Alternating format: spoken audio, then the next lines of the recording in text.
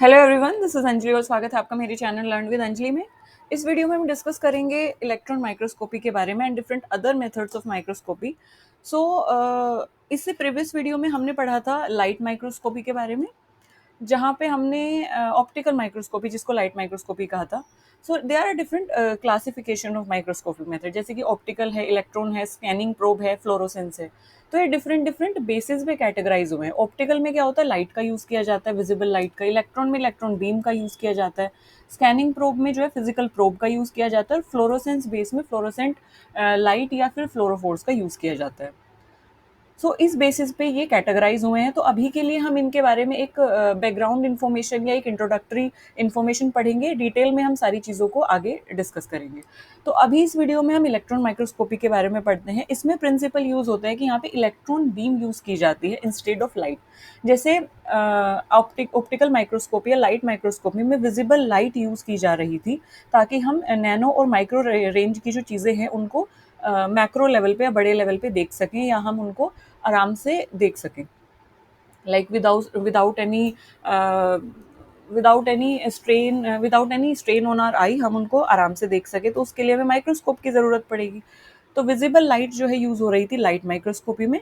तो उसी तरीके से इलेक्ट्रॉन माइक्रोस्कोपी में यूज़ होती है electron beam. Okay, so electron beam is use for higher resolution nanometer to angstrom level. Angstrom level nanometer range की जो भी चीज़ें हैं उनको जब हमें देखना है तो हम इलेक्ट्रॉन बीम का यूज़ करते हैं। एंड अगर हम टाइप की बात करें तो इसमें हमारे पास आ जाती है scanning electron microscopy. Scanning electron microscopy क्या करती है, it scan the sample surface with focused electron beam. मान लीजिए मेरा कोई सैंपल है, तो इस पे इलेक्ट्रॉन बीम बॉम्बार्ड होंगी और ये सैंपल का जो स्ट्रक्चर है वो हमें मुझे क्लियरली आसानी से, मेरी जो डिस्प्ले है ये मेरा स्कैनिंग इलेक्ट्रॉन माइक्रोस्कोपी है, तो इस तरीके से वो डिटेक्टर जो है उसको स्क्रीन पे शो कर देगा। ये 3D सरफेस इमेज प्रोड्यूस करता है। ध्यान रखेंगे, स्कैनिंग इलेक्ट्रॉन माइक्रोस्कोपी जो है वो 3D सरफेस इमेज भी प्रोड्यूस करता है। रेजोल्यूशन जो है इसका 1 to 10 नैनोमीटर जाता है। और अगर मैं एग्जांपल की बात करूँ तो जैसे कि किसी सरफेस पे नैनो पार्टिकल का डिस्ट्रीब्यूशन कैसा है वो मुझे देखना है। इंसेक्ट की आइज़ को मुझे देखना है, जो कि मैं नेकेड आइज से नहीं देख पाऊंगी इतने प्रिसीजन लेवल पे। हेयर के स्ट्रैंड को अगर मुझे देखना है, एक स्ट्रैंड की मैं बात कर रही हूँ, तो उस लेवल पे अगर हमें चीज़ों को देखना है तो हम स्कैनिंग इलेक्ट्रॉन माइक्रोस्कोपी यूज़ करते हैं। ट्रांसमिशन इलेक्ट्रॉन माइक्रोस्कोपी यानी टीईएम कब यूज़ किया जाता है, टीईएम यूज़ किया जाता है, ये भी इलेक्ट्रॉन बीम ही बॉम्बार्ड इसमें होती है। इलेक्ट्रॉन बीम की हेल्प से ही हम माइक्रो और नैनो लेवल की चीज़ों को देख पाते हैं। तो ट्रांसमिशन इलेक्ट्रॉन माइक्रोस्कोपी कहाँ पे देखी जाती है, transmission electron microscopy it give internal structure in high detail. अब सैम में क्या होता है, नैनो लेवल की, एंगस्ट्रॉम लेवल की चीज़ों को हम देख सकते हैं ना। 1 to 100 नैनोमीटर्स का रेजोल्यूशन होता है। बट हमें अगर इंटरनल स्ट्रक्चर और भी डिटेल में देखना है, जैसे मान लीजिए कि सरफेस पे नैनो पार्टिकल है, वो तो मैं सैम से देख लूँगी।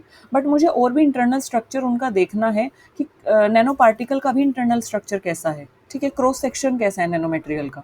तो अगर मुझे वो देखना है, यानी कि सरफेस है, सरफेस पे नैनो पार्टिकल्स हैं, नैनो पार्टिकल्स बहुत छोटे होते हैं, तो वो मुझे देखना है, मॉर्फोलॉजी देखनी मैंने सैम से। बट अगर नैनो पार्टिकल के अंदर की भी स्ट्रक्चर्स मुझे देखना है, नैनो पार्टिकल की भी 3D, सॉरी 3D नहीं, 3D स्ट्रक्चर नहीं आता है टैम में, तो नैनो पार्टिकल का भी अगर मुझे स्ट्रक्चर देखना है तो मैं टैम पे जाऊँगी। तो बेसिकली अगर मैं बात करूँ, टैम मुझे ज़्यादा प्रिसीजन दे देता है। तो it gives internal structure in detail. Resolution जो है उसका 1 नैनोमीटर से कम की रेंज में भी अगर मुझे चीज़ें देखनी है, 1 नैनोमीटर से छोटी चीज़ें मुझे देखनी है, तो प्रिसीजन ये मुझे प्रोवाइड करेगा टैम। जैसे मुझे वायरस को देखना है, नैनो मटेरियल को अगर मुझे देखना है, तो मैं टैम यूज़ करूँगी। Next we have cryo TEM. तो क्रायो का मतलब होता है समथिंग फ्रीजिंग लेवल पे जो है। तो अगर मुझे फ्रोज़न सैंपल को रैपिडली अगर देखना है, तो यहाँ पे सैंपल जो है फ्रोज़ किया जाता है। फ्रोज़न सैंपल को, कोई सैंपल है वो फ्रोज़न स्टेट में है, तो मुझे उसका स्ट्रक्चर देखना है, तो क्रायो टाइम का हम यूज़ करते हैं। ये बायोलॉजिकल सैंपल की यूज़ होता है नेचुरल स्टेट में। मान लीजिए कोई सेल है, उसको हम प्रिजर्व करके हमने रखा है, टिश्यू को प्रिजर्व करके रखा है, तो सेल है, इस तरीके की जो भी यू कैन से बायोपॉलीमर्स हैं या फिर टिश्यूज़ हैं, तो अगर मुझे इनको देखना है या उनको एक तरीके से एनालाइज़ करना है उनके स्ट्रक्चर को, तो मैं क्रायोटाइम यूज़ करूँगी। जैसे प्रोटीन है, प्रोटीन कॉम्प्लेक्सेस हैं, वायरस हैं, तो इन सब के लिए बेसिकली बायोलॉजिकल सैंपल के लिए यूज़ होता है। स्कैनिंग प्रोब माइक्रोस्कोपी जिसको हम एसपीएम भी बोलते हैं, तो एक शार्प फिजिकल प्रोब होती है that use to scan the sample surface to measure topography forces and current. तो बेसिकली एक प्रोब काइंड ऑफ स्ट्रक्चर होता है जो कि यूज होता है सैंपल की सरफेस को जो है स्कैन करने के लिए। फिर हमारे पास हाँ, so scanning probe microscopy is like third, it is third point. जैसे अभी हमने पढ़ा था इलेक्ट्रॉन माइक्रोस्कोपी, तो फिर नेक्स्ट हमारा आता है scanning probe microscopy. Scanning probe microscopy में क्या होता है, प्रोब्स होती हैं। Probe is like this kind of structure, probe kind of structure होता है, तो वो सैंपल की जो सरफेस है उसको वो स्कैन करता है। अब इसमें टाइप क्या क्या आ जाएंगे, इसमें सबसे पहला टाइप है एटॉमिक फोर्स माइक्रोस्कोपी, एएफएम जिसको बोलते हैं। अब यहाँ पे आप देखेंगे ये स्ट्रक्चर है, ये आपको पिक्चर दी हुई है एएफएम की। तो जैसे मैंने बताया स्कैनिंग प्रोब माइक्रोस्कोपी के अंडर ये आता है इंस्ट्रूमेंट एटॉमिक फोर्स माइक्रोस्कोपी। अब स्कैनिंग प्रोब माइक्रोस्कोपी के प्रिंसिपल पे काम कर रहा है, तो इसमें प्रोब होगी, है ना। और आप ये देख सकते हैं ये वाला जो स्ट्रक्चर है this is something known as probe. तो ये प्रोब क्या करता है, जो नीचे यहाँ पे स्लाइड है ना, यहाँ पे जो भी सैंपल रखा है उसको, उसकी सरफेस को क्या करता है, स्कैन करता है। तो it measure at atomic level forces, work on air और लिक्विड। और इसके अलावा सरफेस की रफनेस को अगर हमें देखना है, जैसे पॉलीमरिक मेम्ब्रेन है उनकी, पॉलीमरिक मेम्ब्रेन की जो सरफेस है वो किस तरीके का स्ट्रक्चर है, वहाँ पे कितना स्मूथ है, कितना रफ है। तो डीएनए स्ट्रैंड्स की रफनेस को अगर हमें देखना है तो उसके लिए हम एटॉमिक फोर्स माइक्रोस्कोपी का यूज़ करते हैं। तो ये जो प्रोब है ये स्कैन करती है किसको, सैंपल की सरफेस को। फिर इसके बाद आता है स्कैनिंग टनलिंग माइक्रोस्कोपी। इसमें भी क्या होता है, tunneling current, it measure the tunneling current between probe and the surface. तो ये जो हमारी सरफेस है और ये प्रोब है, इसके बीच टनलिंग करंट कितना है, कैसा है, तो ये इसको मेजर करता है। इसके लिए सैंपल जो है कंडक्टिव होना चाहिए ताकि करंट मेजर हो सके। इसके अलावा अगर हमें एटम का अरेंजमेंट देखना है, जैसे मेटल में ग्राफीन देखना है, तो उसके लिए हम स्कैनिंग टनलिंग माइक्रोस्कोपी का यूज़ करते हैं।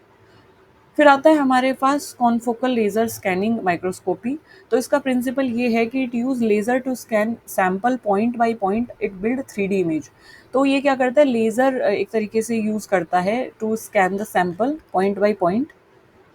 सो यस, हाई रेजोल्यूशन पे हम इसमें सैंपल को देख सकते हैं। फ्लोरेसेंट डाइज यहाँ पे यूज़ होती हैं। सो ये जो है अगर हमें 3D इमेजिंग करनी है सेल्स की, टिश्यूज़ की, तो वहाँ पे यूज़ होता है। नैनो पार्टिकल का डिस्ट्रीब्यूशन कैसा है, वहाँ पे यूज़ होता है। पोलराइजिंग माइक्रोस्कोपी की अगर मैं बात करूँ तो यहाँ पे पोलराइज लाइट यूज़ होती है, जो कि मैंने आपको प्रीवियस वीडियो में बताया है पोलराइज्ड और अनपोलराइज्ड लाइट कैसी होती है। ये identification of crystal in biological और फोरेंसिक सैंपल, कोई सैंपल है उसमें बायोलॉजिकल सैंपल में क्रिस्टल स्ट्रक्चर को देखने के लिए यूज़ होता है पोलराइजिंग माइक्रोस्कोपी। पॉलीमर के एनालिसिस के लिए यूज़ होता है पोलराइजिंग माइक्रोस्कोपी। तो पॉलीमर मैन्युफैक्चरिंग वाला जो डिपार्टमेंट है वहाँ पे आपको आसानी से पोलराइजिंग माइक्रोस्कोपी का जो इंस्ट्रूमेंट है वो देखने को मिल जाएंगे। And this is something which is the instrument for polarising microscopy.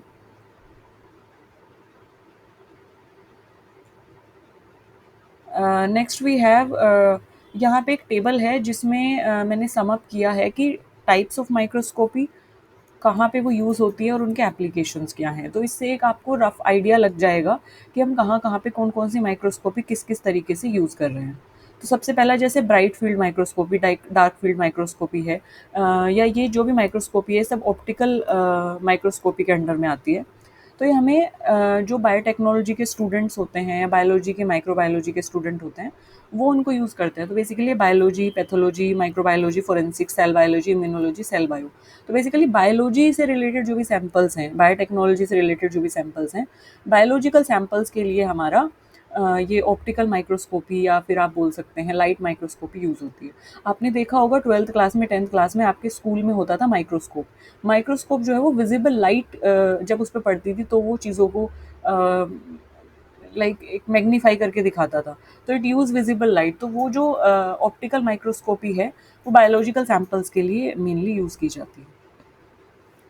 और यहाँ पे हम क्या करते हैं, it used in the observation of stained cell, tissues and micro organism. हमें अगर डिटेक्शन करना है अनस्टेन्ड माइक्रो ऑर्गेनिज्म का, लाइव माइक्रो ऑर्गेनिज्म का डिटेक्शन करना है, लाइव इमेजिंग अगर हमें करनी है, और अगर हमें डीएनए स्ट्रैंड बैक्टीरिया का जो भी एक तरीके से क्लोनिंग है, उन सबको अगर हमें देखना है तो हम ऑप्टिकल माइक्रोस्कोपी का यूज़ करते हैं। Then we have confocal microscopy. तो कॉनफोकल माइक्रोस्कोपी न्यूरो साइंस में यूज़ होती है, टिश्यू इंजीनियरिंग में यूज़ होती है, जहाँ पे हमें 3D इमेज प्रोवाइड की जाती है टिश्यू की या सेल स्ट्रक्चर की। बिकॉज हमारा जो DNA है वो this is something this kind of structure है ना, दिस काइंड ऑफ स्ट्रक्चर। तो हमें एक 3D इमेज प्रोवाइड होती है टिश्यू की, सेल स्ट्रक्चर की, tagging labelled molecule. Polarised light microscopy की अगर मैं बात करूँ तो ये होती है जियोलॉजी में, जब हमें अर्थ के स्ट्रक्चर्स, अर्थ के अंदर की जो चीज़ें उनको देखना होता है। पॉलीमर साइंस में इसका यूज़ होता है।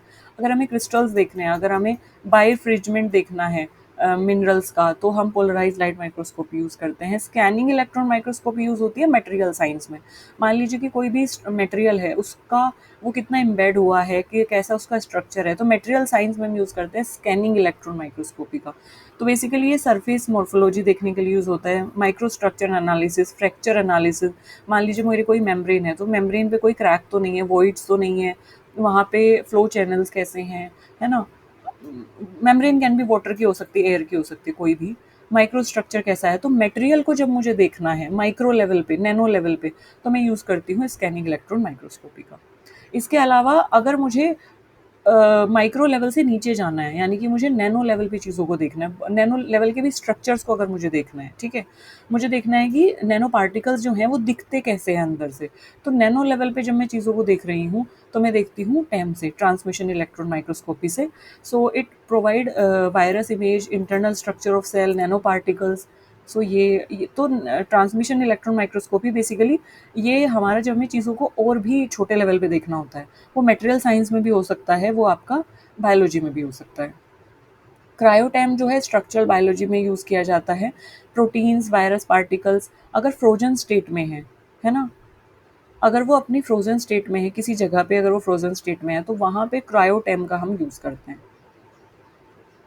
एटॉमिक फोर्स माइक्रोस्कोपी जो है वो नैनोटेक सरफेस साइंस में यूज़ होती है, जब हमें सरफेस रफनेस को बेसिकली मेजर करना होता है, तो तब हम यूज़ करते हैं एएफएम का। और scanning tunnelling microscopy physics surface chemistry में यूज़ होती है, जब हमें एटॉमिक अरेंजमेंट देखना होता है मेटल सरफेसेस पे। तो इसके लिए हमें कंडक्टिव करना होता है मटेरियल को, जब हमें कंडक्टिविटी देखनी होती है, जब हमें एटॉमिक अरेंजमेंट देखना होता है। मेटलर्जी और क्रिस्टलोग्राफी में हमारा यूज़ होता है इलेक्ट्रॉन बैक स्कैटर डिफ्रैक्शन। तो क्रिस्टल का ओरिएंटेशन कैसा है, गेन स्ट्रक्चर कैसा है मेटल में।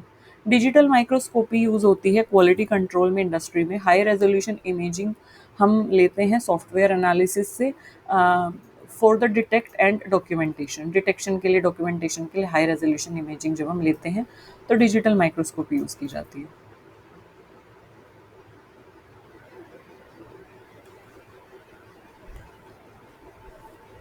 ये एक और टेबल है जो कि हमें एक रफ आइडिया प्रोवाइड करेगी, जैसे कि we have different methods. Resolution कितना कितना रेजोल्यूशन पे चीज़ें वो हमें दिखाते हैं, क्या उनका रेजोल्यूशन है। And we have sample type in it, we have sample type in it and we have कि 3D व्यू देगा कि वो लाइव सैंपल की सैम्पलिंग करेगा कि नहीं करेगा। सो अगर मैं बात करूँ लाइट माइक्रोस्कोपी की, जिसे हम ऑप्टिकल माइक्रोस्कोपी भी बोल रहे थे, तो उसमें रेजोल्यूशन क्या होता है कि 200 नैनोमीटर। सो 200 नैनोमीटर उनका रेजोल्यूशन होता है। अगर मैं बात करूँ रेजोल्यूशन की, मतलब अगर मैं साइंस में या माइक्रोस्कोपी में रेजोल्यूशन की बात करती हूँ, तो रेजोल्यूशन को मैं पहले किस तरीके से डिफाइन करूँगी।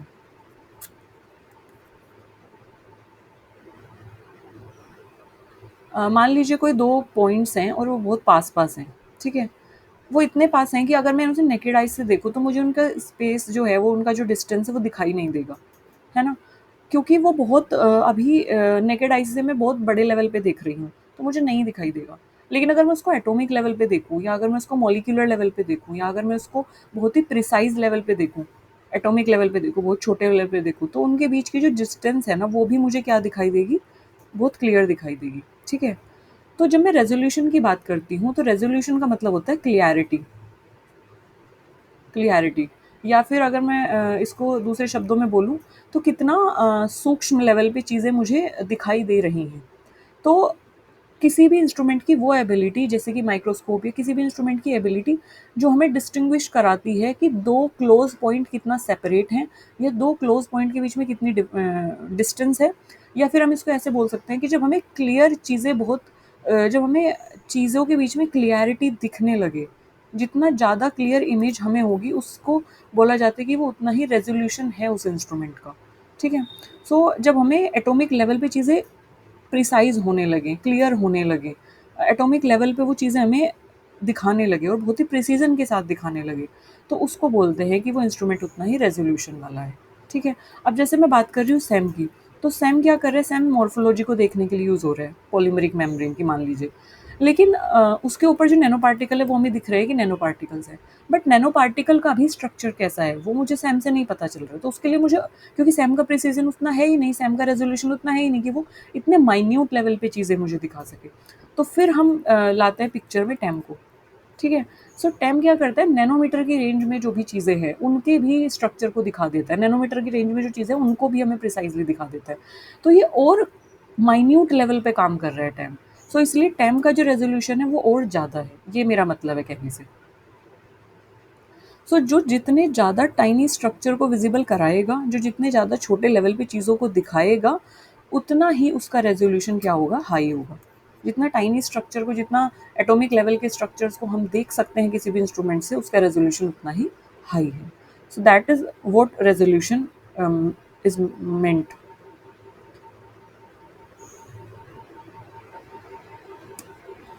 सो लाइट माइक्रोस्कोपी की अगर मैं बात करूँ तो इसका रेजोल्यूशन है 200 नैनोमीटर। बायोलॉजिकल सैंपल के लिए परफेक्ट है। 3D व्यू इसमें नहीं दिया जाता है, 3D व्यू आपको कुछ नहीं मिलेगा। अगर आपने टिश्यू देखा, सेल देखा, कोई भी बैक्टीरिया देखा, तो 3D व्यू में नहीं, वो आपको 2D व्यू में ही आपको दिखेगा। हाइट नहीं आपको विजिबल होगी। सैंपल, लाइव सैंपल भी आप देख सकते हैं। सैम की अगर मैं बात करूँ तो इसका रेजोल्यूशन होता है 1 to 100 नैनोमीटर। सैंपल टाइप इसमें सरफेस जो मॉर्फोलॉजी है मेनली वो देखी जाती है। सरफेस में वॉइड्स हैं, क्रैक्स हैं, सरफेस पे नैनो पार्टिकल कितना डिस्ट्रीब्यूटेड है, सरफेस पे पोर्स हैं कितने हैं, ए पर सेंटीमीटर स्क्वायर में कितने पोर्स हैं। तो सरफेस के जो भी स्ट्रक्चर्स हैं वो मैं सैम से देख सकती हूँ। 3D इमेज इसमें प्रोवाइड हो जाती है, 3D व्यू इसमें मिलता है, लाइव सैंपल के लिए नहीं है। अगर मैं टाइम की बात करूँ तो इसका रेजोल्यूशन और भी कम है, मतलब इसका रेजोल्यूशन और भी कम, सॉरी रेजोल्यूशन और कम नहीं और ज़्यादा है, मतलब ये और छोटे लेवल पे चीज़ों को दिखा सकती है। जितना छोटे लेवल पे चीज़ों को दिखाएगी उतना रेजोल्यूशन ज़्यादा है, मतलब क्लियरिटी उतनी है। सो अगर मैं टाइम की बात करूँ तो इसका रेजोल्यूशन और भी ज़्यादा है, यानी कि और भी ये क्लियरली मुझे चीज़ों को दिखा रहा है।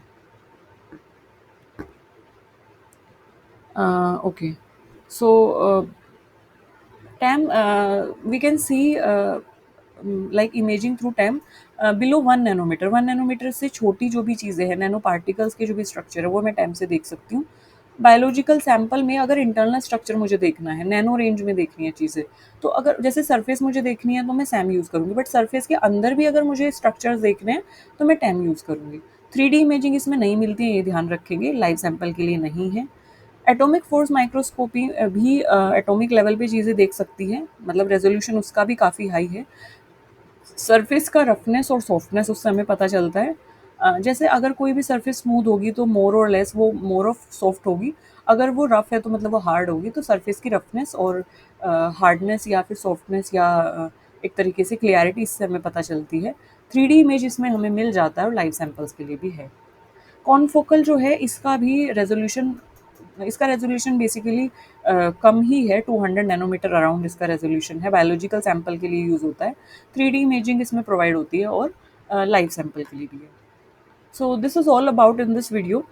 If you have any query, if you have any doubt, do let me know in the comment section. I will be more than happy to cater your query. तब तक के लिए हंसते रहिए, मुस्कुराते रहिए, खुश रहिए। इस वीडियो में हमने क्या क्या डिस्कस किया एक बार फिर से रिकैप कर लेते हैं। सो बेसिकली माइक्रोस्कोपिक मेथड जो है एनालिटिकल टेक्निक के बहुत सारे मेथड हैं। जैसे कि हमारे पास माइक्रोस्कोपिक मेथड था, हमारे पास we have like we have microscopic method, we have electron, जब डिफ्रैक्ट हो रहे इलेक्ट्रॉन मेथड, है ना। तो माइक्रोस्कोपिक मेथड की अगर मैं बात करूँ तो हम माइक्रोस्कोपिक का मतलब है कि छोटे लेवल की जो चीज़ें हैं, नैनोमीटर और माइक्रो लेवल की जो चीज़ें हैं, उनको जब मैं बड़े लेवल पे देख पाती हूँ तो उसको हम बोलते हैं microscopic method. So depending on the कि क्या यूज़ हुआ है, अगर विजिबल लाइट यूज़ हुई है तो ऑप्टिकल, अगर इलेक्ट्रॉन बीम यूज़ हुई है तो इलेक्ट्रॉन, प्रोब यूज़ हुई है तो फिजिकल प्रोब यूज़ हुई है तो स्कैनिंग प्रोब, और अगर फ्लोरोफोर्स यूज़ हुए हैं तो फ्लोरोसेंस बेस्ड हो जाएगा। तो इसके बारे में हमने अभी इंट्रोडक्टरी ही एक तरीके से चीज़ें देखी हैं, तो जिसमें हमने अलग-अलग इंस्ट्रूमेंट को जाना, अलग-अलग चीज़ों के बारे में प्रिंसिपल उसके पढ़े, फिर हमने देखा कि कौन-सी माइक्रोस्कोपिक टेक्नीक किस फील्ड में यूज़ होती है, उसके एप्लीकेशन कहाँ-कहाँ पे हैं, और फिर मैंने एक कंपैरेटिव इनके रेज़ोल्यूशन और सैंपल टाइप के बीच एक कंपैरेटिव इवैल्यूएशन हमने देखा। So this is it in this video. Thank you for listening me so patiently. Bye bye.